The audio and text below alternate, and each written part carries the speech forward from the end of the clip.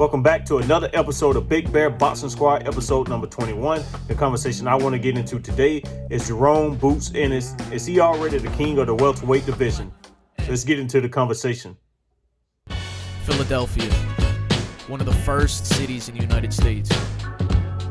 Home of the blue-collar worker, home of a creed, and there's going to be more after that to represent pulling up your sleeves and your bootstrap and taking charge and being the best that you can be. They're missing out on some real legends in the sport. Talent still is being produced here. Marvin Hagler got 2 losses on his record by 2 Philadelphia fighters. It's crazy. First and foremost, hammering Hank London. Tough, gritty, willing to fight anybody. Don't run and duck from nobody. Go into your hometown, fight you in my house, fight you in a phone booth. We just don't care. You know, at the end of the day, you could get a good Philadelphia fights on the streets, you know? It's where you from, your hood. I wear it with a badge of honor, and you see it every time Hank Lundy fight in the ring. They say he talk too much. I love it because you know why? He backs it up. Let's get to work. You know, growing up, always being a smaller guy, always had to prove yourself. long history of exciting fighters. From the days of the powerful Sonny Liston,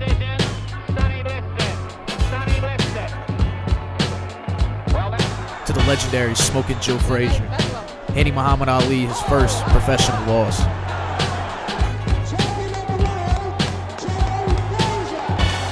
To the fictional story of Rocky, who was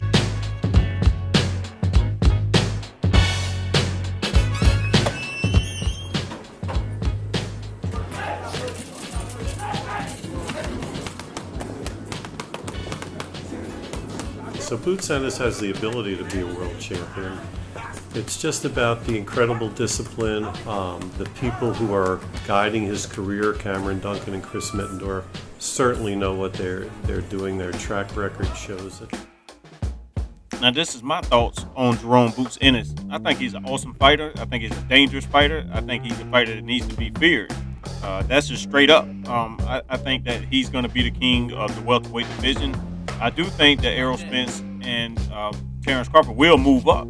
That's just bottom line. I think they're going to move up. I think they don't want no parts of him. Not saying they're scared of him, but, you know, it's business. If they take a loss to a young kid like that, you know, for a lot of fighters, that can ruin their whole career or the rest of their career, or put a big blemish on their career, especially when you start talking about Hall of Fame. But Jaron Boots Ennis, he's a dog, and I think his next fight, and I read some articles. A lot of people talked about him and Virgil Ortiz. I think that'd be a good matchup. I think it'll be a good test for both of those guys. I like Virgil Ortiz. He's a dog. He had a great fight with Mean Machine. Mean Machine knocked him down a couple times, and he got hurt a lot. And I think that, you know, Virgil Ortiz will step up to fight Jaron Ennis. I think he's going to have to do a lot with his defense. I think he kind of come in a little bit too wild. But as far as, you know, I do pick Jaron Boots Ennis to win that fight if they was to match up. But I like the matchup, though. I think it'll get Jaron Boots Ennis even more media spotlight, which he deserves. I think he's dedicated to the sport. And he reminds me of Floyd Mayweather, not the way he fight. The way he fight, I think he, just like everybody else said, he reminds you of Roy Jones Jr. to the max. But I think he's more skillful than Roy Jones Jr. He don't really have the big flash and the bang and stuff like that. I think that he's more solid. But they very, very similar. It's scary, very scary. But Boots Ennis is a very scary fighter. If I was a fighter, I'd be, you know, kind of nervous, depending on where I was in my career. You know, a lot of fighters do need him to get on their resume. And not to say if Virgil Ortiz lost to him, I think somebody like him, it'd be perfect, because if he lost, I think it could benefit Virgil Ortiz. I think it would benefit him, and I think that it wouldn't hurt his career. But as far as Terence Crawford and ERROL Spence losing to him, that's tough. I mean, that's tough, especially with Terence Crawford. I think that he don't, you know, really bring anything. I mean, he's in a whole nother sticky situation. So business-wise, right now, I don't think that makes sense. Maybe ERROL Spence makes more sense. You know, ERROL Spence will have the majority of the belts. I do think he will get the win against Ugas, which Ugas is a great fighter. But Boots Ennis, man, I'm telling you, man, he's about to get all those belts when whoever has the belts between ERROL Spence, because I hope that fight happens. I don't know what they're gonna do. I don't know if they're gonna vacate all the belts and just move up. But whatever happens, this man about to get all them belts. I don't care what nobody say. I argue with anybody over Jaron Ennis. I like him. He's a Philly fighter, and Philly, just being from Philly anyway, man, they got such rich history. It's scary. It's very, it's different. Those guys, one of my favorite fighters is Bernard Hopkins.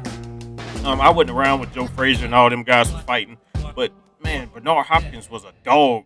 And he fought all the way up to almost what he was 50 years old, man, and just the shape that he was in, the dedication that he had to the sport, and the way he carried himself. He was so bright, so brilliant, so smart. A lot of those fighters, man, Joe Louis and all them, and they was all of them was dogs.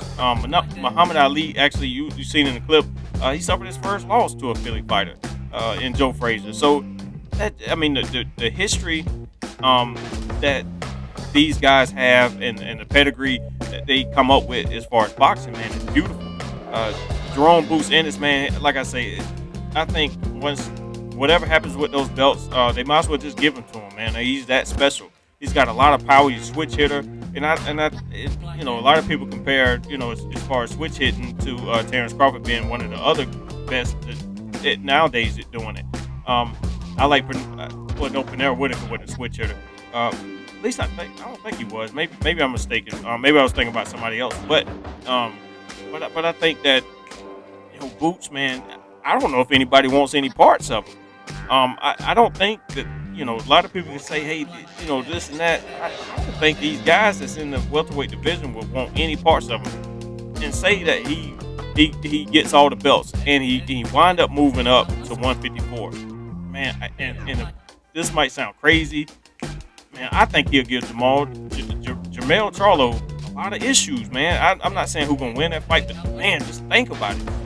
This kid is already, he's like 5'10", and he's got like a 75-inch reach. Man, that's a dog fight. That's a dog fight. Nobody could tell me that. The 154 and 147 division is already stacked to the max. So, nobody couldn't tell me that he couldn't challenge any one of those guys and beat them. The way, switching up and I don't know, man. What if he got more power than Terence Crawford?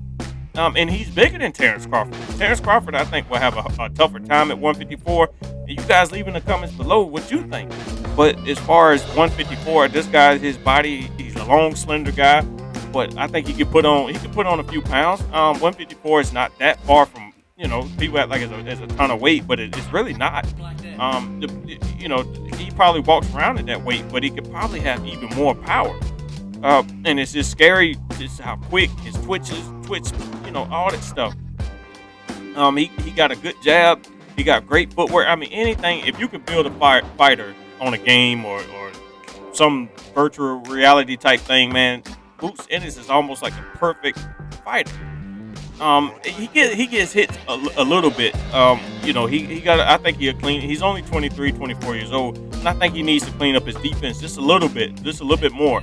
But he's so slick. He can get away with those things now. But once you start fighting the upper echelon, he get hit by Terence Crawford, or he get hit by ERROL Spence or Jermell Charlo. Man, that's either a knockout or a knockdown, because them guys ain't gonna play with you. You leave your chin wide open like that.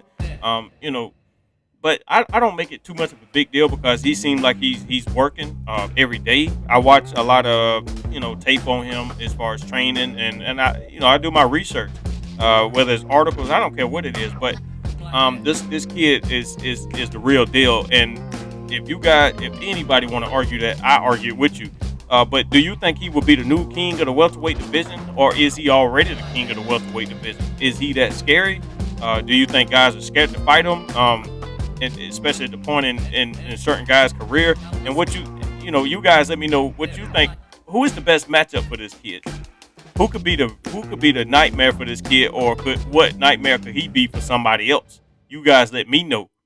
Just want to thank you guys for tuning in to another episode of Big Bear Boxing Squad, episode number 21. Let me know what you think down in the comments below about this topic and all the other topics that I'm bringing up. If you want to see what I'm wearing, shoptachi.com, and follow me on all social media platforms that I'm on. They will be down in the description below. But as far as everything, how it's going, as far as subscribers and everything like that, I just want to thank you guys. I can't thank you enough. We're currently sitting at 71 subscribers. I'm trying to get to 100 before the end of this month. So let's keep pushing. Make sure you hit that notification bell so you can get the latest updates on all videos that I'm posting. I do old school videos at 12:30, and all my premiere videos will drop every single day at 6:30, so you do not have to miss it. And you can also interact when they go premiere. The reason why I premiere them is so you guys can interact with the conversation before the conversation even gets started. But like I say, I don't know what's going on with YouTube. They seem like they're only pushing what they want people to see.